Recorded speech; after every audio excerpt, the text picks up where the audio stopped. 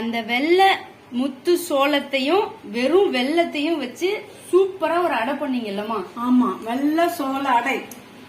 ரொம்ப கம்மி டைமிங்ல இந்த ஸ்நாக்ஸை ஈஸியா செஞ்சு கொடுத்துடலாம். பிக்சர்ல காமிச்ச அந்த வெள்ளை சோளத்தை எவ்வளவுக்கு எவ்வளவு ப்ரொபோர்ஷன்ல இனிப்பு சேர்க்கணும்னு சொல்லிருங்க. அப்படி கிடையாது. இன்னொரு ஒரு கப்பு மாவுன்னா ஒரு 2 ஸ்பூன் வெல்லம் போட்டா போறோம்.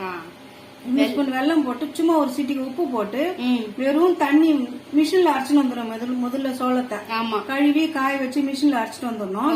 அது இல்லனாலும் மாவு இது மாதிரி உன்ன மாதிரி ஆளுங்க என்ன பண்றது, மாவே விக்குது, சோள மாவு விக்குது, சோள மாவு வெள்ளத்தூளும் விக்குது. வெள்ளத்தூள் ஆமா, அது தண்ணியில நல்லா கரைச்சிட்டு இதோட போட்டு நல்லா கோதுமை மாவு கன்சிஸ்டன்ட்ல பிசைஞ்சுக்கணும்.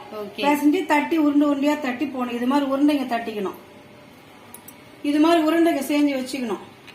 உருண்டைங்க செஞ்சு வச்சுட்டு சின்னதா வடை மாதிரி தட்டி எண்ணெயில போட்டு பொரிச்சு எடுக்க வேண்டியதுதான். இது கோதுமை மாவு பதத்துல இருக்குல்லமா? ஆமா, கோதுமை மாவு பதத்துல இருக்குது பாரு. எப்படி தட்டுவீங்க? பாட்டு கிண்ணத்தை எடுத்துக்கணும். டிஃபன் பாக்ஸோ கிண்ணமோ உங்களுக்கு எது மாதிரி வேணுமோ எடுத்துக்கணும். இது மாதிரி சின்ன துணி ஒண்ணு கட் பண்ணி போட்டுக்கணும். அதுல இப்படி தட்டணும். வடை தட்டுற மாதிரியே தட்டணும். ஈரம் பண்ணிக்கணும். ஈரம் பண்ணிக்கலாம். துணி ஈரம் பண்ணி இல்ல வாழை இலையில கூட தட்டலாம். வாழை இலை தட்டலாம், இல்ல பால் கவர்லயும் தட்டலாம். எதுல ஒன்னாலும் தட்டி இது மாதிரி இந்த மாதிரி ஸ்டேஜ்ல வந்த பிறகு எண்ணெயில போட வேண்டியது. சூப்பர். இது பொரிஞ்சு பபுள்ஸ் அடங்கின உடனே எடுத்து சாப்பிட்டா அடை ரெடி.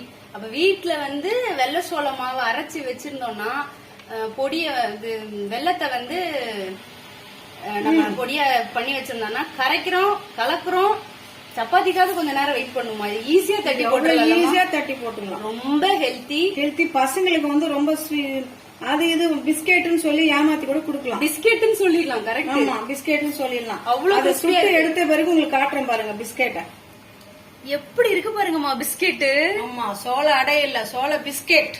பிஸ்கெட் மாதிரி தான் இருக்கு. ரொம்ப சூப்பரா இருக்கு. எப்படி இருக்குது பாருங்க. நிஜமாவே ரொம்ப டேஸ்டா இருக்குமா. அதை பாத்துட்டு சொல்லணும். நல்லா இருக்கு டேஸ்ட். கொடக் மோடக் பிஸ்கெட் மாதிரியே இருக்கு. இந்த டிஷ்ஷ வீட்ல எல்லாரும் செஞ்சு பாருங்க. ஈஸியா செஞ்சு பாருங்க. அடுத்த வீடியோல பார்க்கலாம். பாய்.